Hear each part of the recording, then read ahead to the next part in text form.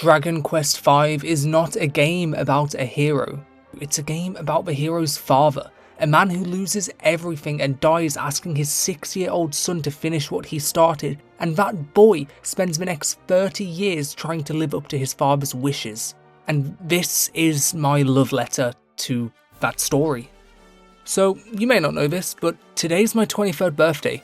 I first played this game when I was 20, at a point in my life when I was genuinely struggling. And this was the 3rd Dragon Quest game I finished. There was something in it that just hit differently to anything before it and anything that's come after it. Because I'm the kind of person who puts myself inside the characters' minds and tries to feel their emotions, I don't just watch the story play out, I try to emotionally put myself in their place, and this story didn't just pull me in emotionally, it made me think deeper about my life, about what you carry forward from people who shaped you, and what you pass to people shaped by you. All about the kind of person you want to become. I've never been able to fully explain how Dragon Quest makes me feel to anyone, but this channel helps me. And while I was researching for a different super large video that's currently in the works, I got pretty lucky. Because I came across the Aphasian, a collector who owns some of the rarest Dragon Quest media in existence, including some extremely rare Dragon Quest V guidebooks that contain original Akira Toriyama illustrations that have never been properly scanned onto the internet before, art that very few eyes have ever seen. And after contacting him, he got to scanning and he trusted me with them to share it with you all, and they're in this video. So thank you to the Aphasian for making that possible. With that in mind, this is my love letter to Dragon Quest V and why it never left me. Dragon Quest V does something no game of its era dared to do, and no game after. It makes you the father, not the hero, not the chosen one, just a man trying to hold his family together while the world falls apart. Dragon Quest V opens before you're even born. You witness your own birth, you meet your father and mother, then you wake up as if it was all a dream. You begin as a child, travelling the world with your father, Pankraz. You're just a small child who doesn't yet understand the weight of what's happening around you. And it's that innocence and childlike reliance which is deliberately put in place here. You can't even read books because you're too young to read. The first act is structured masterfully, I might add, like a child's adventure. This feels like an adventure game. You save an abandoned castle from spirits haunting it, allowing the king and queen to finally rest. You find a golden orb, explore the fairy world and save their land from an ice queen threatening eternal winter onto the real world. And you explore the land with your father. All is happy and it's setting up to be a great adventure game. Pankraz is a man of quiet, enormous strength, fueled by kindness and common good. The game frames him as the kind of father who makes you feel like nothing bad could ever happen as long as he's there. He is carrying an emotional weight which you're too young to understand right now. But he's searching for your mother, who was taken before you ever knew her. But he never tells you. He just protects you physically and mentally, carrying the weight of the search on the shoulders of himself and his trusty attendant Sancho. He's strong and capable. He absolutely demolishes monsters while you sit back and watch your father. The villages you pass through remind you constantly of how lucky you are to have him, and the game lets you believe he will always be there to guide you. And then he dies. Only a few hours into the game. He doesn't die heroically, at least not in the traditional sense. He sheaths his sword and surrenders himself to a relentless beating, all because his son had a blade against his throat. He lets these villains, led by a bishop called Larger, who's just suddenly appeared into the story, beat him to death, and you're forced to watch this play out. Pankraz keeps standing back up and shows his immense strength. Even with no resistance whatsoever, they have trouble killing him quickly. And on the ground with his last breath, he tells you your mother is still alive.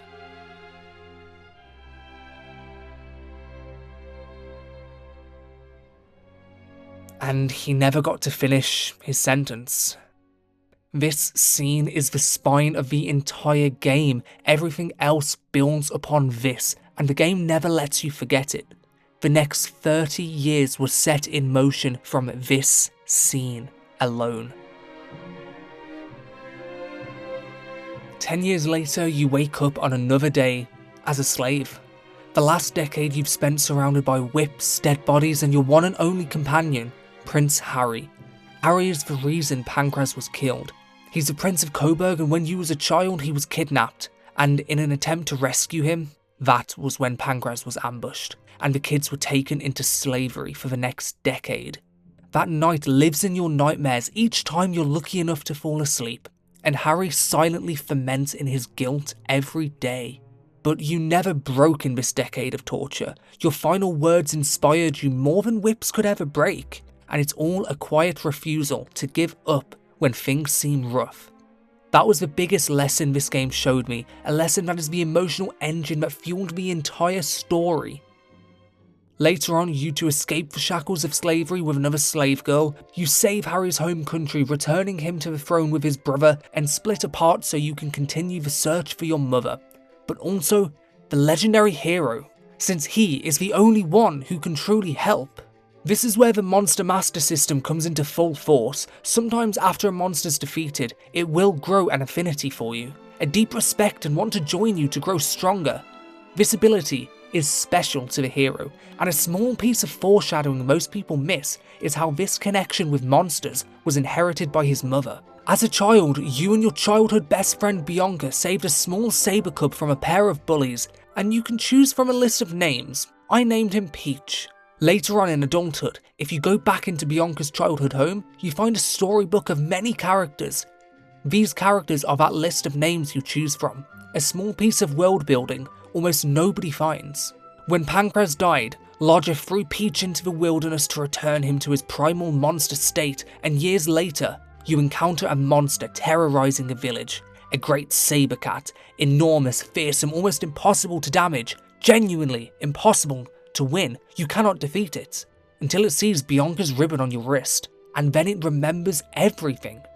Peach had survived alone for over a decade, scraping food from villages and protecting Pankraz's sword the entire time, waiting for the day you came back. And that's the kind of thing that makes Dragon Quest V so special. Details planted in childhood that bloom years later without a loud announcement, it just happens softly, just like it would in real life. And from here on, Peach joins you on your quest to find your mother as a permanent member of your party. At a certain point, the game asks you to choose a wife, a choice between Bianca, Nera, or Deborah on the DS version. Deborah was a joke character that Yuji Horii said nobody in the right mind would choose, so I'm not going to include her for the rest of this video. The way the game handles this choice is unlike almost anything else in the genre. Any warrior who can find 2 magical rings can marry the rich and popular Nera, a kind, sophisticated, gentle soul who truly means well onto the world. But also the Briscoletti family heirloom, the Zenithian shield. But on the other hand, Bianca's your childhood best friend. She helps you find the rings required to marry Nera, and she tells you not to worry about her, since she's been going at it all alone her whole life. She never asks you for anything, and it makes you feel the weight of that choice. Once Bianca's feelings are known, you are given a single night to decide who to marry. Then all the music cuts off and lets you ferment in the decision, tormented by a decision. You find Bianca. She sits at the window in the middle of the night waiting for your decision. Her real feelings written all over her face while insisting she's fine. While Nera, she's fast asleep. The game doesn't punish either choice. It respects both women completely, but understands something true about love. Superficially, Nera's the correct choice, but emotionally, Bianca's the one. She's the one awaiting your decision, and she's the one that's losing sleep over it. When the time comes, the only sound is the clock's heavy tick, counting down each second.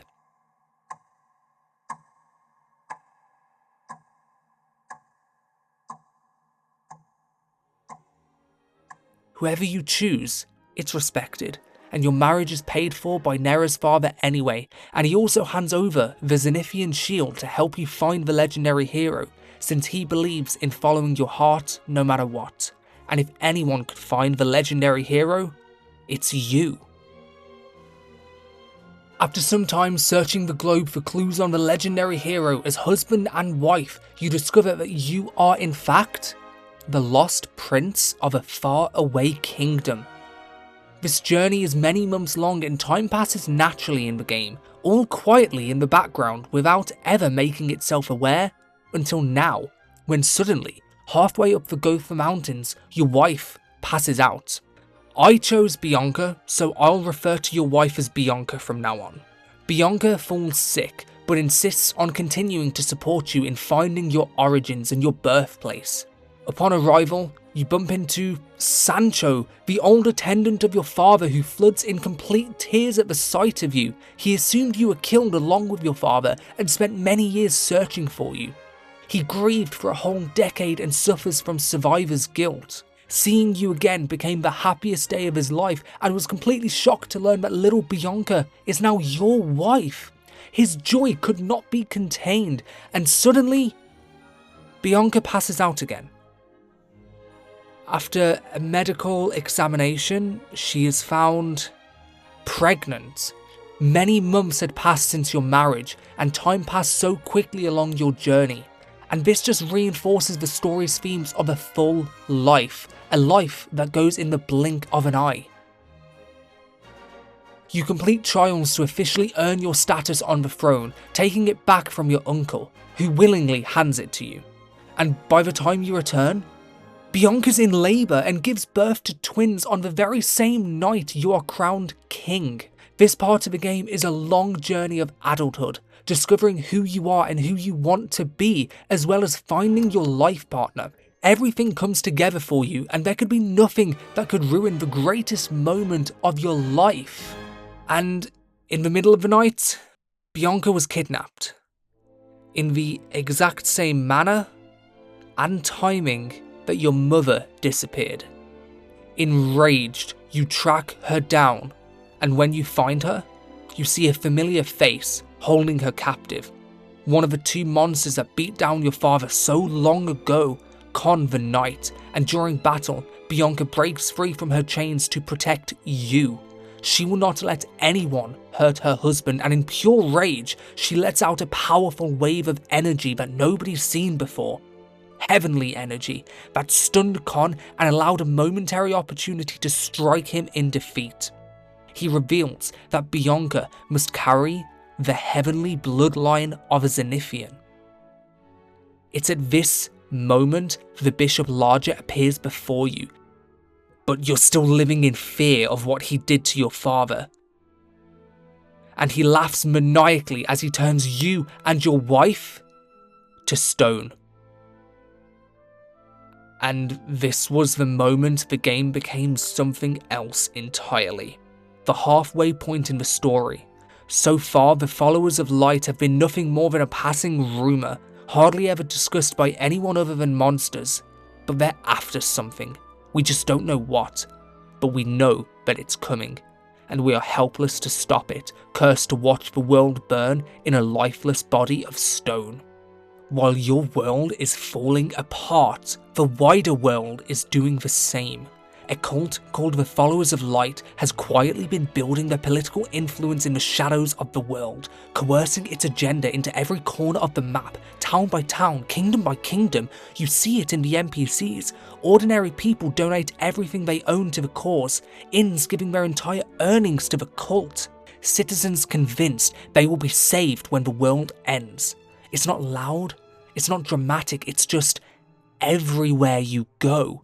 It's a little further along than the last place. The game is showing you how evil actually spreads, not through force or conquest, but through twisted belief, through fear dressed up as salvation. And the slaves who built their temple, the same kind of slaves you once was, are killed the moment the work is finished. By the time you understand the full picture, it's almost too late, since all of this was happening while you are still nothing more than a piece of stone for 7 whole years. You were sold at an auction, separated from your wife, placed in a stranger's home as nothing more of a decorative statue, perhaps a spiritual guardian to look over the family. And you never lost this consciousness. You watch a newborn baby grow from his first steps into childhood, and every single day, every single second, you think about your own 2 children, growing up without parents just as you did. 7 years pass in silence. It is the cruelest thing that this game does, and it does it all in a single cutscene. Just time passing slowly, season after season, year after year, blurring together until you lose concept of time itself. Until your children find you. Your 2 kids, raised by Sancho alone, who grew up hearing stories about a mother and father they barely knew, who spent their entire childhood searching for them. Your daughter is a quiet, powerful sorceress who can transform herself into a dragon in battle, the kind of calm fearlessness that could only come from someone who had no choice but to grow up fast. Your son is a bright, determined young warrior carrying the heavenly Zenithian sword at his side, but also your son carries it like it was made for him. And that's because it was. You was never the hero, you was never going to find the hero, you didn't know it, but you was waiting for him to be born. You are the hero's father. And standing there looking at these 2 children you had never properly known, you understood for the first time what your entire life was actually for. It was for your son and daughter to look up to you. And being the legendary hero does not automatically make you invincible. Your son learns from you, and he wants to grow up just like you. Imagine being the man who the legendary hero aspires to be like. That's what you are. 8 years have passed, and the marks of it were everywhere. You return to the places that mattered most to you, and each one is a quiet gut punch. Wheelbrook, your childhood home, is still in ruins, but an old man who once knew Pankraz for years, and he once remembered you since you was a baby, he no longer remembers you, and he looks at you like a stranger. Prince Harry now has a son, a boy called Collins who hides in secret passages and pulls pranks on castle guards, exactly like his father once did. Duncan, Bianca's father in his final days, but he's smiling. He sees himself in the grandchildren he never expected to meet. Every town is a reminder of how much the stone years stole. The world kept moving, but it was for the worst. And there's something else that's moving too. The followers of light have finished their temple, their influence has reached everywhere now, even the most remote villages carry their sermons in the air. People are afraid. The fear this game quietly insists is the most powerful tool in the whole story. The game shifted from adulthood into parenthood. Having your kids start at such a low level gave so much potential for you to teach them. As the kids look up to you, it's represented perfectly in the mechanics. They only grow stronger after being around their father, shifting the game from looking up to your father to now your kids looking up to you. The game quietly is a story about life, how acts are not exclusive to video games, they're your life. And then the scope of what this story has been building toward becomes clear. The Zenithian castle was a fortress that once floated in the sky, home to the heavenly folk tasked with watching over the world. Fell from the sky long ago, dormant at the bottom of a lake, because the golden orb that powered it was destroyed. It fell after an attack on the Zenithians' home 20 years ago, falling on a castle that was recently freed of evil spirits, where 2 innocent children were on an adventure. You found this golden orb. That orb, the one a strange man examined in your childhood and handed back, saying never give up, no matter what happens. The same orb larger crushed to dust. In the same moment, everything fell apart. On the day Pankraz died, when you were just 6 years old. It was always connected the whole time, and the game never let you know it. A man called Dr. Agon has been waiting, trapped on a minecart going in circles for 20 years, waiting for someone to find him. He leads you to the sunken castle and descend together into the flooded halls of something ancient and broken. And you understand the weight of what has to be done. The castle has to rise again. The heavenly folk have to be freed. The dragon god has to be restored to the world, or else it will crumble into darkness. None of which is possible without the orb that was taken from you on the worst day of your life. The orbs were created by the fairies, so you return to the fairy kingdom, the same world you visited as a 6-year-old child alone in the middle of the night, when a fairy nobody else could see led you up a glowing staircase into something magical. Only special children can see fairies in the real world, and here, the special child was the legendary hero, your son. You can't see the fairies until you enter their world, but you can't enter the world unless you can see a fairy. They made a promise to you long ago as thanks for saving their world, and they would pay you back with a favour now they are paying in full. The fairies cannot recreate the original orb, but they can give you a replica.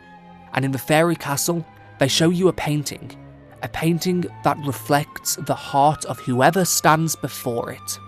And now, to anyone watching this video, join me. Close your eyes and put yourself in the hero's shoes. Think clearly for a moment. Imagine, after everything, you're here, alive and hopeful. You stand before the painting with your eyes closed and your heart open. Think of the place that means the most to you. Now you can open your eyes. You are back in Wheelbrook. It's alive and it's warm, full of people going about their day.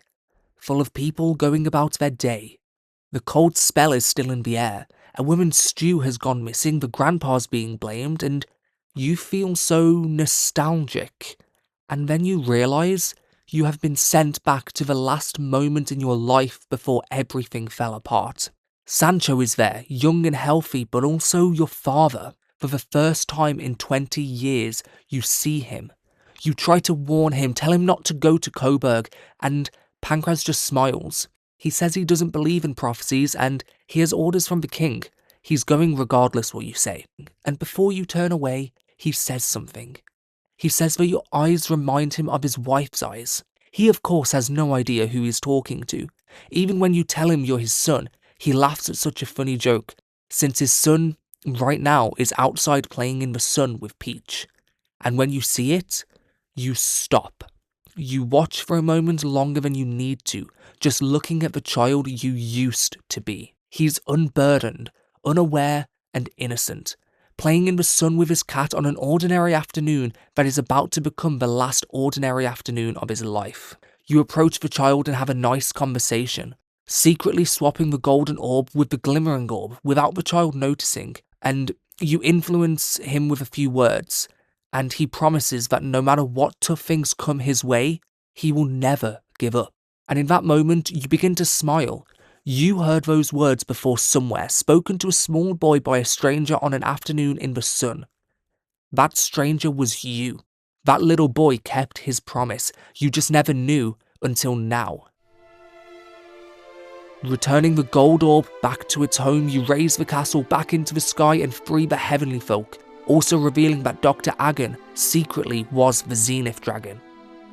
There was one person this entire story has always been about. Martha, your mother, present in every chapter without appearing in most of them. A woman taken before her son could ever know her, who spent 27 years in the demon world, suppressing a god with nothing but her own power and her own will, sustained by nothing except the hope of one day seeing her son again. When they finally meet, she's been brainwashed into serving the enemy. She is not who you imagined. The reunion you thought about for nearly 30 years does not feel the way you thought it would, but it was all a trick.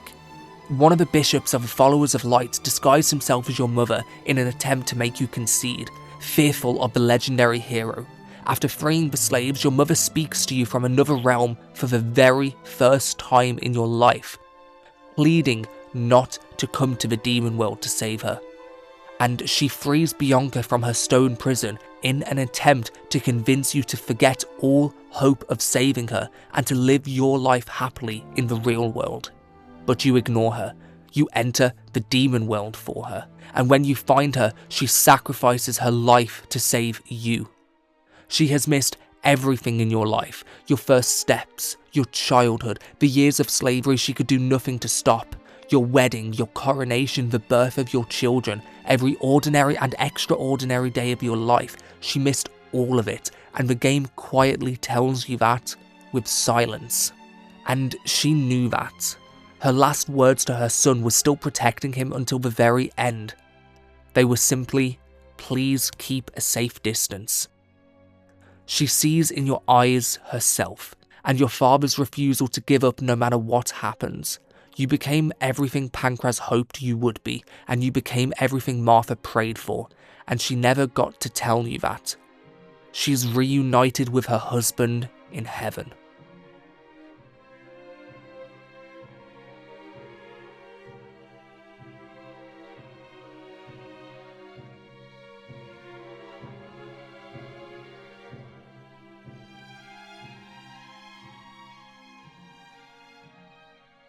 Everything the followers of light built, every life consumed, every kingdom quietly corrupted, every slave who died building their temple, and every child kidnapped. It was all for Nimzo, the demon lord, the reason Martha spent 27 years in the underworld. Nimzo believes he is chosen by fate, that his existence surpasses heroes and gods. But he says the same thing every servant of the followers of light has said. And now the legendary hero steps forward. Not you, but your son. As you move forward carrying your father's sword and an empty locket that was supposed to have a portrait of your mother. The game does a brilliant job at giving quiet importance to the real main character of the story, despite you being the protagonist. That's what this is. You're not the hero, you're the protagonist, you always were. Pankraz stood against the birth of this darkness and died for it. You lived through every consequence of it for 30 years, and now your son stands at the edge of the world, finishing what his grandfather started. This is a generational experience that no other game has been able to contend with. No other game has had the ambition to create such a unique, emotional story about family. And when it's all over, when the Demon Lord is gone and the world is breathing again and the family is finally completely whole, there is a man standing in the halls of Gotha that I've only briefly mentioned.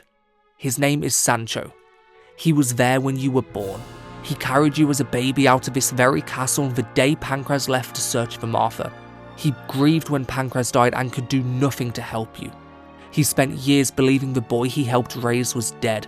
He had survivor's guilt, blaming himself for what had happened to the world. When he visits places around the world, he will often let out a depressive expression from his shattered heart. Even though he is reunited with you, the damage was dealt and he faces that guilt for the rest of his life. His heart was broken, and just chatting to him shows how broken he is. But despite all of that, he raised your children alone for 8 years, and he followed your family around the world on aging legs that could barely keep up. He just decided that this family was worth everything he had, and he spent over 30 years proving it quietly. At the end of the game, he stands outside the hall and reflects on his life. He never imagined the journey that baby would go on. He never imagined he would be there for all of it. He never dreamed a day like this would come. And that's the line that gets me every time. That's the very last line in the game. Sancho is just a good man who stayed. I was 20 when I first played this game, and I didn't fully understand why it hit me the way it did at the time. I just knew that it did. Something about a story of a person who keeps going is a lesson I really needed, to become someone who builds something worth passing on even when the world keeps taking from them. I understand it better now at 23, and I'm sure I will understand it in new ways as I grow older. This game taught me something about patience, about the kind of person you're quietly becoming while life is happening around you, about the things that shape you most aren't always the big moments. Sometimes it's just a friend staying by your side. Sometimes it's a refusal to never give up and stay strong. Dragon Quest V never told me what to do with my life, it just made me want to live it better. And it makes me think about who I need to become in order to pass good things onto my kids one day. And I think that's the most any story can ever do. If this video meant something to you, or if this game means anything to you, I would love to know. Leave it in the comments. This channel exists to find the people who feel things the way I feel about these games. Also, happy birthday to me, and thank you for spending part of it here with me. If you enjoy the story of Dragon Quest V, I would highly recommend checking out this cinematic retelling that took me over 3 months and 35,000 words. To put it simply, on a scale of 1 to 10 for story detail, this video is a 3 and that video is a 10. I make sure to fuse together all of the world building, foreshadowing, storytelling, character emotion, and NPC interactions into one singular flowing narrative, pulling you into the story alongside me, narrated entirely by myself. And if you do want to go deeper into how this story structurally works and see why it's objectively good, a big analysis is in the works, so stay tuned.